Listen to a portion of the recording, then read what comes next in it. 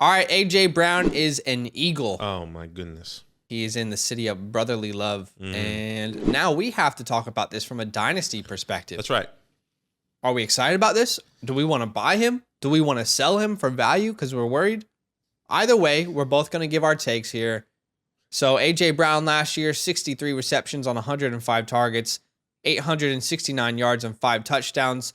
Finished as the wide receiver 32. Obviously, you have to keep in mind he did miss quite a few games.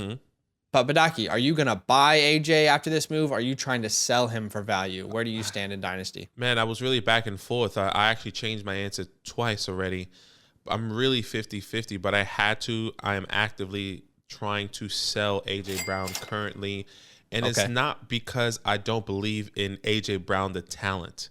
This is a risk aversion move, okay? I guess just to start off, what's the big question? Why am I trying to sell AJ Brown? I think it's because of Jalen Hurts in this offense. And what's crazy is that I'm a Jalen Hurts believer. I believe in everything that he's I didn't expect this from you. Yeah, I believe everything that he's doing. I believe that he can take a leap forward, but can he make somebody fantasy relevant? I think he is good maybe in a fantasy perspective as a quarterback himself. We haven't seen the fantasy production around him. Yeah. You know, him producing people around him. So I definitely am questioning, Jalen Hurts and the Philadelphia Eagles. One biggest thing that we always point to is that the Eagles threw the ball the least amount of times in 2021 amongst all 32 teams. They were dead last. They threw the ball last. Obviously, that should definitely change. He just gave A.J. Brown $100 million. Yeah, right. Things are going to change in my opinion. Hey, and I still believe in Jalen Hurts. Once again, there's so many reports coming out saying that he's working out in Cali. He's throwing. Everyone's working out in Cali. 100%. That he's working out in Everyone's Cali. Putting up videos on their Instagram. he's working on his throwing, his accuracy, and hoping that he's going to improve in the passing game in 2022. But once again, I think this is just a risk aversion. I believe in A.J. Brown, the talent. There's not much that I am really saying. I think what you should do is that why not actively shop him? Because if you believe in the talent, it's okay to keep him and then see where you can get his value. And before we go into the value, Zach, I think it's really important, obviously, that we hear your side. So there was about 2 to 3 months there where the tier 2 wide receivers, I just had so much confidence in. I was obsessed with these tier 2 guys. And I think in the last 2 to 3 months, we've seen so many changes. Now, if you don't know what I'm talking about, tier 1 is Jamar Chase and Justin Jefferson. In that tier 2 group for me, I had Jalen Waddle, DK Metcalf, CeeDee Lamb, AJ Brown.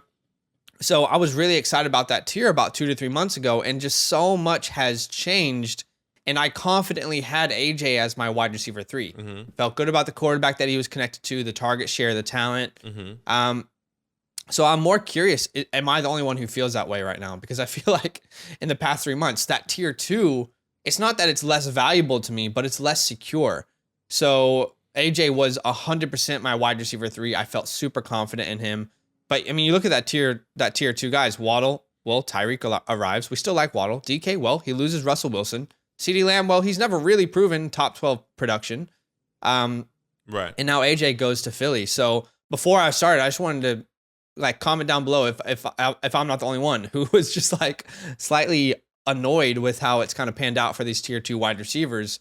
But like I said before the trade, confident in AJ Brown as my wide receiver 3. And at this point, I know it's a huge cop out, but genuinely, I was the same as you, and I just kept going back and forth. Yeah. Because I believe in the talent. I love the talent. Don't love the situation. But I have AJ Brown in quite a few leagues. And really, no one's sending me value that I like. So I have to hold. And I think right now might be the wrong time to sell. Maybe. If you do want to sell. I think the right time to sell would probably be mid-season. If he starts to have a really good streak. But right now, I think people are trying to get him at a discount. And I'm just not a fan of the panic sell, because people don't give me the proper value. And maybe in your leagues, you're getting proper value. We'll talk about that in a second. But let me just talk about, I think maybe to help your case, Badake, a reason why I am considering selling him, but ultimately I am holding. But Jalen Hurts. Right. Okay, so I keep hearing this conversation. And I think this is great information for everyone to take in. on A.J. Brown, okay? The conversation I keep hearing is, well, he's going from a run team to a run team, right? Like he's going to have the same role. It's the same offense. Well, there's a couple things here. Right. Number one, Tennessee trusted Ryan Tannehill to throw the ball. Okay. And number two, the reason A.J. Brown could flourish was because of Ryan Tannehill's efficiency. Let's look at last season. Okay. Let's look at some efficiency numbers and also some production numbers. So I'll try and put this graphic on the screen for you guys to see. But Ryan Tannehill versus Jalen Hurts, because this is his new quarterback. Ryan Tannehill was 12th in pass attempts per game. Jalen Hurts was 21st. Ryan Tannehill was 11th in red zone pass attempts per game. Jalen Hurts was 22nd. All right. If we look at player profiler's accuracy rating, which they look at every single throw and give it a rating of 1 to 10 as far as if it's accurate, okay? Ryan Tannehill was the 6th most accurate quarterback in the NFL last year, according to their system. Jalen Hurts was the 26th most accurate quarterback, okay? And then if you look at the red zone accuracy rating, Ryan Tannehill's 2nd. Right. Jalen Hurts 13th. And then if we look at QBR isn't perfect. Ryan Tannehill's 8th.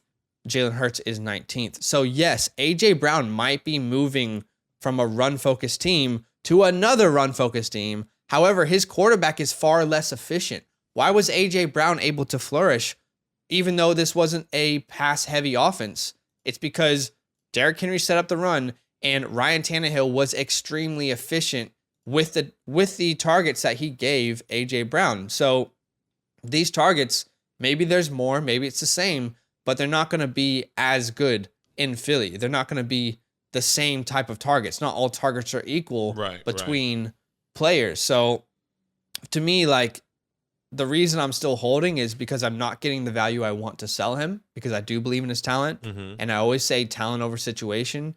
And my hope and what I'm clinging on to as an A.J. Brown owner is that there will be manufactured touches for A.J. Brown in this offense. Okay. So similar to Debo in 2021, I'm talking screens, I'm talking slants, out of the backfield, sweeps. I'm hoping they use A.J. Brown as that true weapon in their offense and manufacture, 10 touches for him per game. Otherwise, the money doesn't make sense.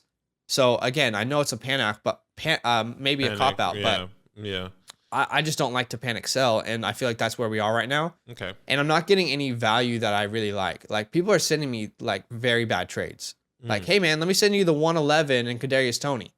What is that gonna do for me? You know what I mean? Like, I just keep getting really bad trades for A.J. Brown. So people are viewing this as let me go get him for cheap, but I don't want to sell him for cheap. You know what I mean? So it's like this.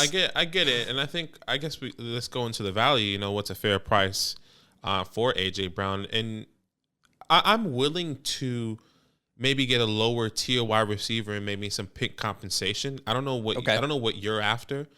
So obviously if I'm selling, I either want a 2022 first.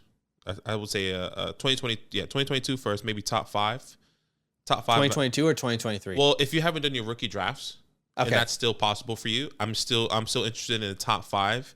A top five in this year's draft, or in 2023, any first round pick. Obviously, we don't know which one they would have. And then players, obviously players in better situations, maybe players that are a bit older, as well. So T. Higgins, Stephon Diggs, Devontae Adams, Chris Godwin, Jerry Jeudy, CeeDee Lamb, and Jalen Waddle. All these guys you can get in different packages. Maybe you can get some more value. Like, for example, I think you can probably get some more, or I was gonna say maybe you can get Jerry Jeudy in like a mid-second, early to mid. Just not enough. Man. Early to mid-second. That's what I'm saying. But I think like I'm okay to take the risk there, because Jerry Jeudy has Russell Wilson for the next 5 years, and we don't know. The thought process is that he's gonna have not Malik. Is Jalen Hurts is gonna be there, and then I get it. He's gonna move to another quarterback. So I think I would rather be more secure in a quarterback standpoint. Like I said, there's Joe Burrow, Josh Allen, Derek Carr, Tom Brady for a year, I guess, and then Dak Prescott. Those are the other quarterbacks I'm thinking of. I get it. I think there is such a huge drop from tier 2 for me to tier 3 and 4. So for me, I think if I am going to trade him for a player, I want to stay in that tier 2. So for example, give me T. Higgins in a second. Give me Jalen Waddle in a second for A.J. Brown. Like these are the kind of values I'm looking for.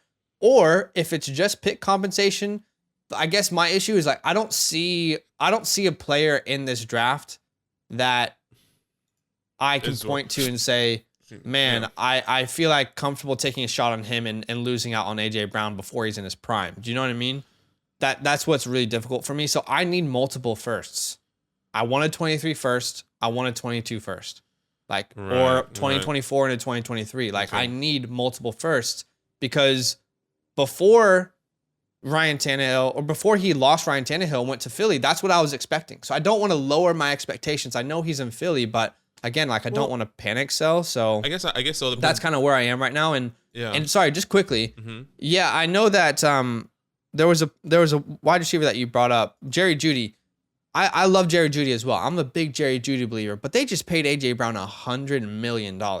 Like I would rather, you know what I mean? Like I'm not even getting a first. So I just feel like that's I just keep coming back to the point where it's time to hold. Like I don't think that I'm really maybe it leans me to a buy, but again, I'm still so worried about Jalen Hurts. It's literally one of the most confusing buy or sells that we've done. I guess why not take the risk there? Like you either risk, this is how I see it. You either risk having A.J. Brown with Jalen Hurts for 4 years, or you have Jerry Jeudy that can slowly progress in the next 2 years. I think that he has left on his contract with Russell Wilson. You know, like that's how I'm seeing the odds that even in a bad pass offense like Philly, the odds that A.J. Brown gets 150 targets versus Jerry Jeudy, I just feel so much better about that. Right. You know what I mean? Like I know it's like I said, what I'm really banking on is manufactured touches, like the Debo type role in the screen game, the sweeps, the slants. Like we have to manufacture ways to get this $100 million man the ball. So yeah, I think it just keeps reaffirming that. I just feel like I have to hold because I don't like the value. But last thing we're going to talk about is where you would draft him in a startup. I still feel comfortable with drafting A.J. Brown beginning of the 3rd round, you know, like the 3-1, assuming you're super flex leagues, 3-1 onwards. What about you? Yeah, that makes sense. He was going at the end of the first sometimes, early second, like the 201, 202. Yeah.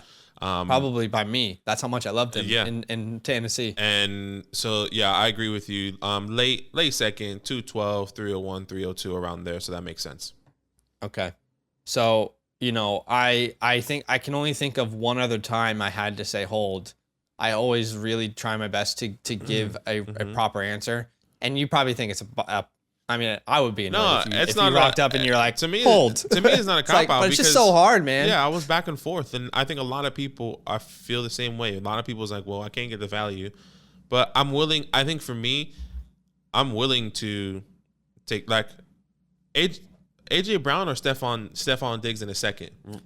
I would say Stephon. If I'm win now, Diggs, but I don't have. I think not a lot of my teams are win now, so that's a very small percentage of my leagues I'd be willing to do that. Even if my team is not win now, I feel confident that I can sell Stephon Diggs a year from now for a pick. That's why even older, and then AJ Brown is going to be more valuable next year. It's just a hold. It's got to be a hold for me. I'm okay with the contract there, so I guess a little bit different. I'm so surprised that you. Because you love Jalen Hurts. I was just so surprised by your answer. I love Jalen Hurts, but I need security. It's all about risk aversion. Hey, last thing, I probably should have said this because I just keep enforcing your point. But if we're talking about consistency in a quarterback that can produce fantasy relevant wide receivers, Devonta Smith last year, he didn't have to compete with anyone, right? And he had 6 games under 3 points, and I believe 5 games with 19. The inconsistency was like, do you guys remember every week we were like, do I start this guy or sit him? Yeah. I mean, it's Devonta Smith. This guy is probably more talented than almost all the wide receivers in this year's class. Yeah. You know what I mean? Like it's so I'm probably just proving your point. But I just want to hold because no one's sending me value I like. I keep getting terrible trades. You know who you are. But guys, comment down below. Let us know what you think. And And yeah, this was interesting. Yo, what's good? What Thanks up? for watching. We got a lot more videos. A lot more. If you want more videos. Watch Now, it. You can also subscribe Right now. if you want to. You need to. And lastly, don't forget that you can sign up to support the show and get exclusive content by going to patreon.com/FantasyLandFam.